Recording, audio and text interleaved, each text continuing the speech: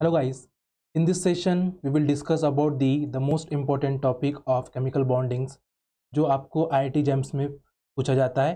तो देखो इस टॉपिक के ऊपर बहुत सारे क्वेश्चंस बनते हैं, ठीक है, और बहुत सिंपल टॉपिक है और मैक्सिमम मार्क इसमें आप ले सकते हो क्योंकि आपके क्वेश्चन पेपर में इस टॉपिक पे बार बार क्वेश्चंस पूछे गए हैं। तो वन बाय वन हम डिस्कस करते जाएंगे कंसेप्ट्स को और क्वेश्चन सॉल्व करते जाएंगे, ठीक है। तो आज हम बात करेंगे बैक बॉन्डिंग के बारे में कि बैक बॉन्डिंग कितनी टाइप्स की होती है, कौन कौन से मॉलिक्यूल्स बैक बॉन्डिंग दिखाते हैं और बैक बॉन्डिंग होने की वजह से मॉलिक्यूल में क्या क्या चेंजेस हो सकते हैं। तो पहले हम सिंपल स्टार्ट करते हैं back bonding.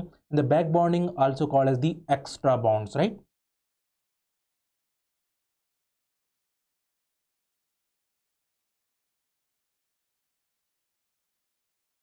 This first topic is back bonding and the back bondings are two types. तो बैक बॉन्डिंग के दो टाइप्स है।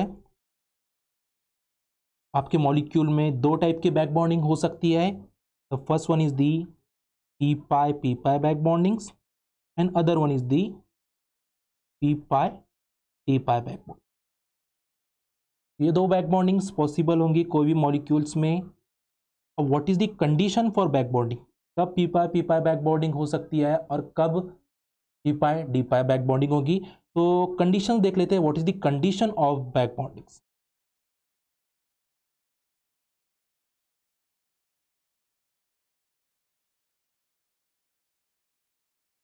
Condition of back bonding, in this case, the one element must be containing non-bonding electrons and the second element that containing vacant orbitals।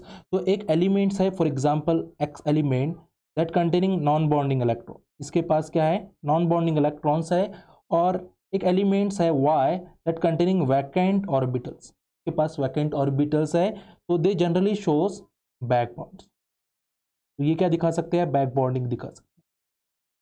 तो simple thing है कि एक element के पास non bonding electrons होने चाहिए या एडिशनल इलेक्ट्रॉन्स होने चाहिए और एक एलिमेंट के पास वैकेंट ऑर्बिटल्स होने चाहिए, जब भी वहां पे बैक बॉन्डिंग हो सकती है, ठीक है। अब पी पाई बैक बॉन्डिंग कब होगी, जब फॉर एग्जांपल्स हमने देख लिया है कि ये बोरॉन है and the boron attach to fluorine, right. तो if you observe the electronic configuration of fluorine 1s2 2s2 2p5, तो ये भी कौन से इसका है, 2p का है, सेकेंड पीरियड एलिमेंट्स, और ये भी क्या है आपका सेकेंड पीरियड एलिमेंट्स। तो अगर एक कंडीशंस है कि दोनों भी एलिमेंट्स अगर सेकेंड पीरियड एलिमेंट्स है, इसके पास नॉन बॉन्डिंग इलेक्ट्रॉन्स है, lone pair of electron and the boron containing vacant orbitals, तो यहाँ पे क्या हो सकता है, बैक बॉन्ड हो सकता है। तो एक कंडीशन ये है जहाँ पे दोनों भी 2p ऑर्बिटल्स होंगे, वहां पे जो बैक बॉन्डिंग होगी that back bonding simply called as p pi back bonding, p pi back bonding, right. ये कंडीशंस है, फॉर एग्जांपल्स आपने यूज किया है chlorine and chlorine attach to oxygen, और यू नो दैट क्लोरीन के पास vacant d orbitals है, इस chlorine that containing vacant d orbitals. तो ये आपका सेकेंड पीरियड का है और ये आपका थर्ड पीरियड का है, ठीक है। तो थर्ड पीरियड का है तो हमें 3D इसलिए लिखा हो कि ये that containing 3D vacant orbitals, तो ये थर्ड पीरियड का है। तो ये क्या दिखा सकता है, obviously they also shows back bonding. But यहाँ पे जो बैक बॉन्डिंग हो रही है वो बैक बॉन्डिंग को हम क्या बोल सकते हैं, that back bonding simply called as p pi d pi back bonding, because जो एक एलिमेंट्स है that containing vacant d orbital और एक एलिमेंट है जिसके पास नॉन बॉन्डिंग इलेक्ट्रॉन्स है। यहाँ पे देखोगे एक एलिमेंट इसके पास वैकेंट ऑर्बिटल्स है और एक एलिमेंट है जिसके पास नॉन बॉन्डिंग इलेक्ट्रॉन है, बट दोनों भी आपके सेकेंड पीरियड के है। तो कंडीशंस आ जाएंगी, first conditions, one element must be in this second period, एक एलिमेंट्स कहाँ का होना चाहिए आपका, सेकेंड पीरियड एलिमेंट्स होना चाहिए, and other element is the third period element, third period element. तो पहली कंडीशंस ये फॉलो कर सकते हो आप कि एक element must be second period and other element must be third period. तो सेकेंड पीरियड एलिमेंट्स की अगर बात करते हो तो इनके पास कौन होता है, nitrogens, oxygens and halogens, fluorine. तो ये क्या आपके सेकेंड पीरियड एलिमेंट और दैट कंटेनिंग लोन पेयर्स और नॉन बॉन्डिंग इलेक्ट्रॉन्स, इसके पास लोन पेयर होती है और non bonding electrons. Third period elements की अगर बात करोगे, silicon, phosphorus, sulphur and chlorine, इनके पास क्या होते हैं, vacant d orbitals, vacant d orbitals. तो ये भी क्या दिखा सकते हैं, बैक बॉन्डिंग दिखा सकते हैं। और यहाँ पे जो बैक बॉन्डिंग होगी, that back bonding simply called as p pi d pi back bond, p pi d back bond. तो यहाँ पे जो बैक बॉन्डिंग जनरली होगी वो p pi d pi back bonding होगी। और पी पाई बैक बॉन्डिंग कब होगी, जब दोनों भी एलिमेंट्स आपके क्या हो गए, सेकेंड प्लेट के हो गए। बट जनरली एक ही केस में होता है जहाँ पे बोरॉन होगा, because the boron is the electron deficient. बाकी कंडीशंस में कार्बन अगर रहेगा, नाइट्रोजन अगर रहेगा, तो यहाँ पे obviously P pi back bonding is not possible, right, because boron that containing vacant orbitals, okay. इसलिए यहाँ पे पी पाई बैक बॉन्डिंग पॉसिबल हो सकती है। बट यहाँ पे ऑलवेज जनरली आपको जो ऑब्जर्व होंगी वो पी पाई डी पाई आपको दिखेंगे। तो दो कंडीशन में आइडेंटिफाई कर ली कि बैक बॉन्डिंग के अंदर दो टाइप की बैक बॉन्डिंग होती है, पी पाई और P pi d pi back bonding. कब होंगी वो भी हमने देख लिया है। कंडीशंस क्या है कि एक एलिमेंट आपका सेकेंड प्लेट का होना चाहिए और एक एलिमेंट्स आपका थर्ड प्लेट का होना चाहिए, जब यहाँ पे बैक बॉन्डिंग होगी, जब बैक बॉन्डिंग होगी, ठीक है। तो वन बाय वन हम डिस्कस कर लेते हैं। एक मॉलिक्यूल्स आपको दिया है, for examples in this case BF3, एक एलिमेंट्स आपको दिया है, फॉर एग्जांपल ClO4 निगेटिव, और एक एलिमेंट्स आपको दिया है SO3, right. So if you observe BF3 boron containing how many valence electrons? This boron containing 3 valence electrons. Surrounding atom की बात करते हैं, surrounding atom is halogens, और halogens के पास वैलेंसी कितनी है, ओनली 1। तो ये कितना बॉन्ड फॉर्म कर सकते हैं, only 1 bond. Total number of sigma bonds की अगर बात करते हैं तो 1, 2 एंड 3 सिग्मा बॉन्ड। अगर हम हाइब्रिडाइजेशन की बात करेंगे तो हाइब्रिडाइजेशन हम निकालते हैं sigma bond plus lone pairs. तो नंबर ऑफ सिग्मा बॉन्ड्स आपके पास कितने हैं, 3 sigma bonds, 3 sigma bond, there is no lone pair. तो total number of electrons pair की अगर बात करें तो total number of electrons pair is 3। और if electrons pair is 3, the hybridization क्या हो सकती है, sp2, because only 3 orbitals are involve. एक s होगा, दूसरा और 2 pk होगी, राइट। Hybridisation is sp2। और if hybridisation is sp2, this arrangement is trigonal planar arrangement. तो simple identification of the hybridisations और ज्योमेट्रीज, तो ट्रायगोनल प्लेनर अरेंजमेंट हम इस टाइप से कर देते हैं। The central atom is boron and the surrounding atom is halogens. Fluorine आपको दिया है, दिस फ्लोरीन के पास नॉन बॉन्डिंग इलेक्ट्रॉन्स है, this fluorine is non bonding electrons, and this boron containing vacant orbital because incomplete the octet, है ना, incomplete the octet, तो 6 electrons हो रहा है, बोरॉन के पास वैकेंट ऑर्बिटल होगा। और यहाँ पे क्या होगी, बैक बॉन्डिंग होगी। अब कौन सी बैक बॉन्डिंग हो रही है, क्योंकि ये भी 2p का है और ये भी 2p का है, तो that back bonding simply called as 2 pi p pi back bond,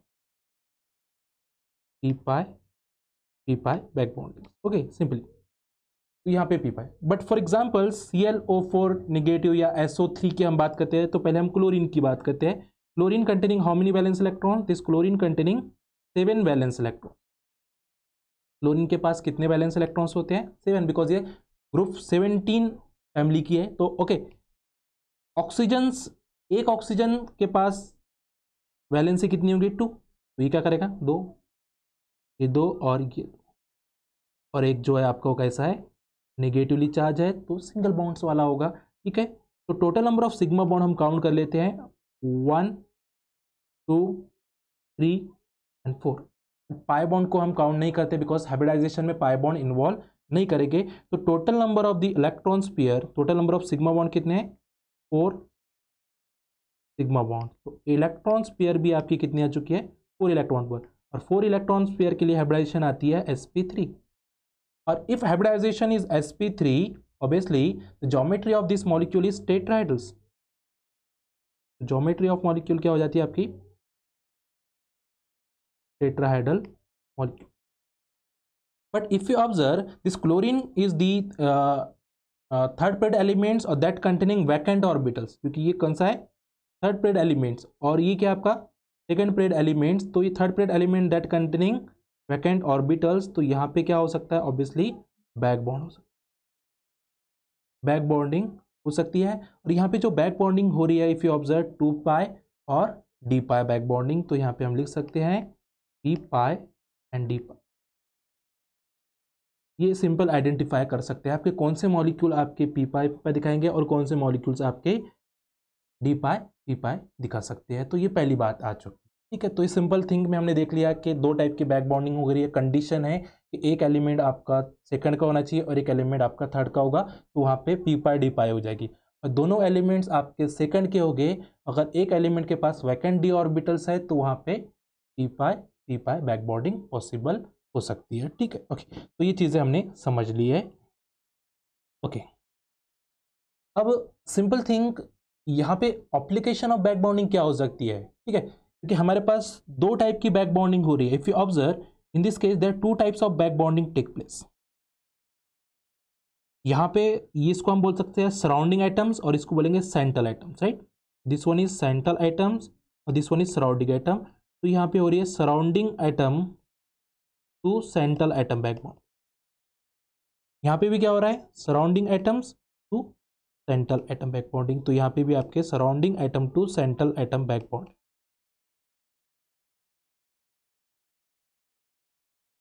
but कुछ कंडीशन में क्या होता है, central atom to surrounding atom back bonding हो सकती है।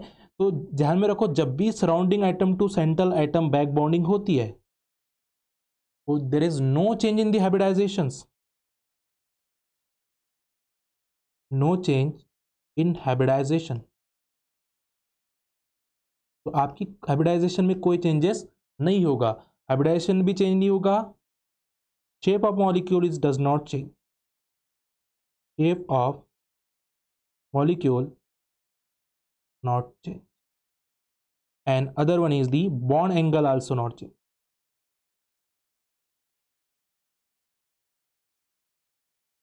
बॉन्ड एंगल भी आपका चेंज नहीं होगा।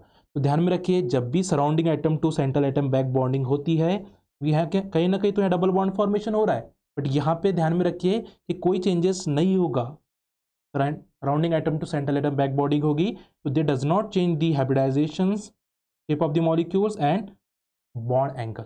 बट ऐसी कंडीशंस है जहां पे central atom to surrounding atom back bonding हो रही है, सेंट्रल एटम से सराउंडिंग एटम में बैक बॉन्डिंग हो रही है, तो वहां पे ध्यान में रखिए वहां पे चेंजेस हो जाते हैं आपके hybridisation, hybridisation is change.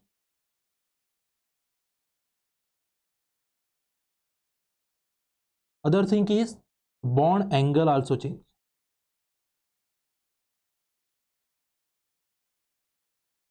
and other one is the shape of molecule also change.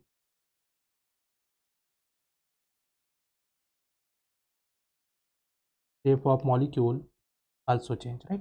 तो ये तीन चेंजेस आपके मॉलिक्यूल्स में होंगे if back bonding is this central atom to surrounding, right, central atom to surrounding. तो for example if you observe nitrogens attach to SiH3/3, ठीक, SiH3/3, right, okay. If you observe nitrogen containing how many valence electrons, nitrogen के पास कितने valence electrons है, 1 2 3 4 and 5 valence electron. Number of silicones is 1 SiH3, second SiH3 और third SiH3, right, and how many lone pair, 1 loan. तो 3 sigma bonds and 1 loan pairs, तो 1 sigma bond, second sigma bond और 1 lone pair. हम लिख सकते हैं कि number of sigma bonds is 3 sigma bonds and the number of lone pair is 1 lone pair. तो total number of electron pair is 4 और if electron pair is 4 hybridization क्या हो सकती है, sp3। but this hybridization is incorrect hybridization, क्यों, क्योंकि यहाँ पे जो बैक बॉन्डिंग होगी वो बैक बॉन्डिंग कौन सी होगी, central atom to surrounding atom back. कैसे होती है उसके बारे में हम बात करने वाले हैं। तो इफ़ यू ऑब्जर्व ऐसा अरेंज कर देते हैं हम इसको, क्योंकि sp3 हाइब्रिडाइज है तो और 1 लोन पेयर है, तो इसका जो शेप आएगा वो जस्ट लाइक आपको कैसे दिखेगा, पिरामिड। बट ये पिरामिडल शेप हो सकता है क्या, नहीं, क्यों नहीं होगा उसके बारे में हम बात करेंगे। SiH3, द सेकेंड SiH3 और third SiH3 and that containing how many non bonding electrons, 1, ठीक है। इसके पास क्या है, वैकेंट ऑर्बिटल्स, वैकेंट ऑर्बिटल्स, और इसके पास नॉन बॉन्डिंग इलेक्ट्रॉन, इसको बोल रहे हैं हम सेंट्रल एटम्स, और this one is surrounding atoms.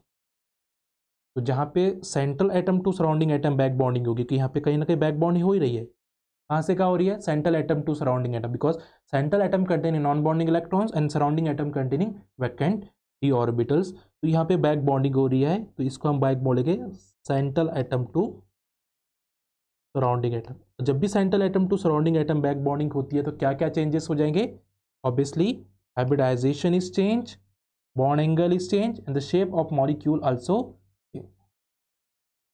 shape of molecule also. SiH3, SiH3 and Si. If you observe the number of sigma bond कितने हो गए, 1, 2 and 3 and the 1 pi bond, but pi bond does not involve in the hybridizations. So total number of sigma bond is 3 sigma bonds. तो hybridization क्या आ सकती है, sp2, because lone pair तो काय में इन्वॉल्व कर चुके हैं, lone pair are involved in the back bonding, तो इसकी हाइब्रिडाइजेशन आ गई sp2। और if hybridisation is sp2, this arrangement is trigonal planar, right. तो trigonal planar arrangement, bond angle क्या हो जा रहा है, the bond angle is near to 120 degree, right, क्योंकि bond angle also change, shape of molecule also change and hybridisation is change. क्यों change हो रहा है, क्योंकि यहाँ पे कौन सी बैक बॉन्डिंग हो रही है, central atom to surrounding atom back bonding, central atom to surrounding atom back bondings. तो ये बहुत ज़्यादा इंपॉर्टेंट थिंग होगी आपके लिए, एप्लीकेशन ऑफ बैक बॉन्डिंग। तो जनरल बैक बॉन्डिंग तो हम इजीली आइडेंटिफाई कर पाएंगे, बट ऐसी कंडीशंस आपको दी है जहाँ पे आपको फाइंड आउट करना है कि बॉन्ड एंगल चेंज हो रहा है या नहीं हो रहा है, तो आपको चेक करना पड़ेगा central atom to surrounding atom और surrounding atom to central atom. तो surrounding atom to central atom हो रहा है तो there is no change in the hybridisation, but to surrounding atom back bonding होगी तो हाइब्रिडाइजेशन चेंज होगी, the shape of molecule also change. तो इसकी हाइब्रिडाइजेशन भी चेंज हो चुकी है, sp3 इज कन्वर्टेड इनटू, ये sp3 था, काय में चले गया sp2 में, प्लेनर था, सॉरी पिरामिडल था, इस pyramidal molecule is converted into the planar molecule. कितना बड़ा चेंजेस हो चुका है, अगर हम जनरल VSEPR थ्योरी से जाते हैं तो रॉन्ग हो जाएंगे, इसलिए एप्लीकेशन पार्ट पता होना बहुत ज़रूरी है। इस टाइप से भी आपको क्वेश्चंस पूछे जाते हैं कि which molecule shows p pi back bonding, which molecule shows p pi back bonding, and other thing is कि बैक बॉन्डिंग होने की वजह से हाइब्रिडाइजेशन कौन कौन से मॉलिक्यूल में चेंजेस हो रहा है और कौन कौन से मॉलिक्यूल में चेंज नहीं हो रहा है, इस टाइप के क्वेश्चन आपको पूछे गए। तो इस टाइप से आप क्वेश्चंस को देखिए, प्रीवियस ईयर के क्वेश्चन को सॉल्व करिए, आपको बहुत मज़ा आएगा कंसेप्ट को सॉल्व करने के लिए, ठीक है। तो if you like the video please like, share and subscribe.